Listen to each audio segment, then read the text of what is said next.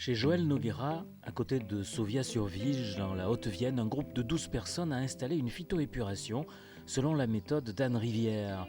Cela s'est déroulé sous forme d'un stage de 2 jours, organisé par l'association Graines d'eau. J'ai rénové ma maison en matériaux écologiques et c'est parce que je veux contribuer à la protection de l'environnement en n'utilisant plus d'une part de toilettes à chasse, en ne gaspillant plus cette eau, en ne rejetant plus de matière fécale dans la nature. C'est une démarche que j'ai depuis très longtemps, donc qui va avec l'alimentation biologique et tout ce qui concerne l'environnement, les questions d'environnement.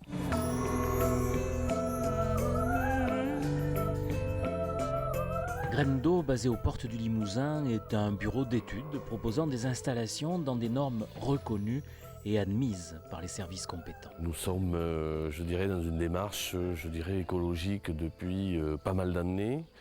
Nous sommes en train de terminer une construction, une maison en paille, pour mon épouse et moi-même. Donc ça fait 6-7 ans que nous sommes à fond dans ce type de projet. On n'est pas du tout installateur, non, on laisse ce genre de choses à des artisans que d'ailleurs il nous arrive de former. On fait des stages pour à la fois autoconstructeurs et puis des stages pour des professionnels pour que les choses soient respectées, qu'elles soient faites dans les règles. Ce que vous voyez là ou ce que vous avez vu l'autre jour chez Joël, c'était le week-end dernier.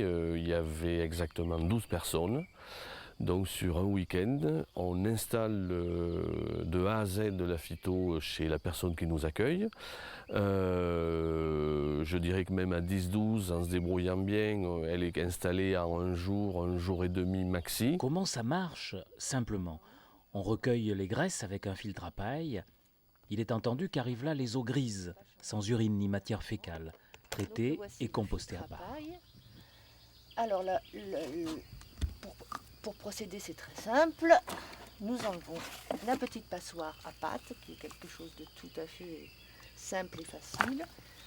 Toutes les graisses, les particules sont bien retenues dans les fibres. Là, c'est une paille de lin qu'on a trouvée intéressante au niveau matière, parce que vraiment la graisse est bien retenue. Et puis, ceci donc va sur le compost. On remet une paille fraîche.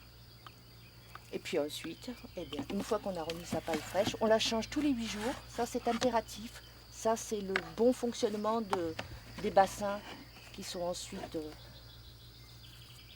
derrière. Donc. Et on évite ainsi les graisses d'aller dans les bassins. Ici, c'est notre système d'alternance qui n'est pas un système avec des vannes. On a pris un système très, très simple, économique, on va dire. C'est un coude que l'on change pour faire l'alternance entre nos 2 bassins pour permettre une bonne minéralisation des boues.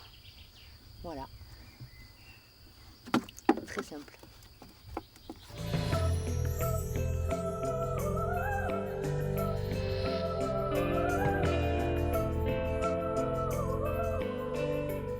Ça a pour but de faire, respirer les plantes et ainsi que les plantes et les bactéries puissent, utiliser toutes les matières qui sont apportées.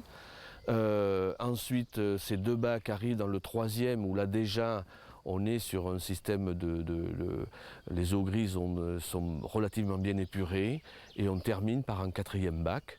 Ça peut être un 5e dans le cas de s'il y avait plus d'habitants dans cette maison. Ce n'est pas le cas pour nous, donc cette phyto est adaptée au nombre d'équivalents habitants résidant ici. Nous sommes début d'été, fin de printemps, elles n'ont pas pris encore toute leur ampleur. Si vous reveniez, je dirais fin août, les 2 premiers bacs, ça s'appelle les phragmites, elles feraient carrément 1 mètre de haut de plus que ce qu'elles sont aujourd'hui. Et au bout de plusieurs années, c'est des plantes qui peuvent avoisiner 2 mètres, 2 mètres 50, voire 3 mètres. Donc on est sur une phytoépuration, on va dire, jeune pour l'instant. L'eau qu'il ressort à la sortie, bien sûr, on est très en dessous des normes minimum obligatoires et elle est qualifiée comme eau de baignade à la sortie. Au niveau législatif, les analyses sont indispensables comme preuve car à ce jour, ce système n'est pas reconnu. On n'a pas peur puisque les résultats sont toujours excellents. Dès qu'on enlève la matière fécale, le système d'assainissement est beaucoup plus aisé et quasiment sans danger. Ça simplifie le système et on a d'excellents résultats. Mais nous tenons absolument à démontrer, toutes les fois que c'est possible, que parce que nous sommes à titre expérimental, on n'a pas droit à l'erreur et qu'un système qui marche, et on espère qu'il soit reconnu très prochainement. Les toilettes sèches viennent d'être reconnues depuis le 7 septembre 2009. Et la phytoépuration n'est plus qu'une question de temps. Il faut savoir qu'aujourd'hui, la moyenne en France, elle est proche de la moyenne européenne d'ailleurs. La consommation d'eau par habitant et par jour est évaluée aux environs de 150 litres.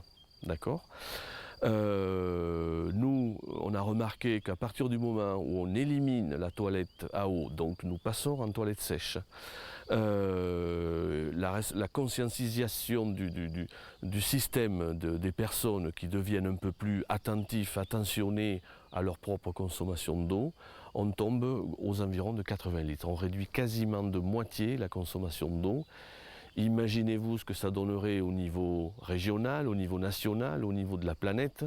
Si on arrivait à faire ce genre de choses, je pense que nous serions moins en danger pour l'eau douce future, parce que, vous le savez, dans certaines régions ça devient problématique, et je crains que nos générations futures aient de sérieux soucis pour se procurer de l'eau douce telle qu'elle doit être, potable, dans les normes.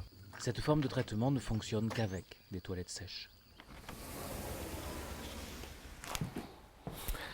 Mais là, on arrive donc dans notre future maison en paille, je dis future puisqu'elle n'est pas encore terminée, dans lequel nous installons, venons juste d'installer une toilette sèche d'un type un petit peu spécial, parce qu'il n'y a pas que la toilette sèche à copeaux, sciure, avec le seau. Il y a aujourd'hui, les choses évoluent, il y a des choses plus modernes, plus commodes, avec moins de manutention, un peu tout existe aujourd'hui.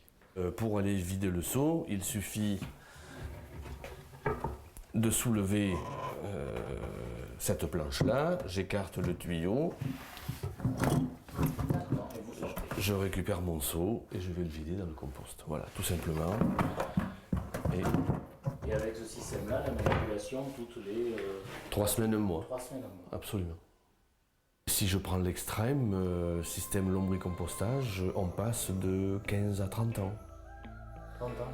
Oui. Les Suédois en sont arrivés là. Donc il n'y a pas de raison que nous n'y arrivons pas. Quand on met de l'intelligence et de la technique quelque part, ça fonctionne. Ça fait combien de temps déjà que l'homme a mis le pied sur la Lune ? Et c'était pas plus difficile que de faire fonctionner des toilettes sèches ?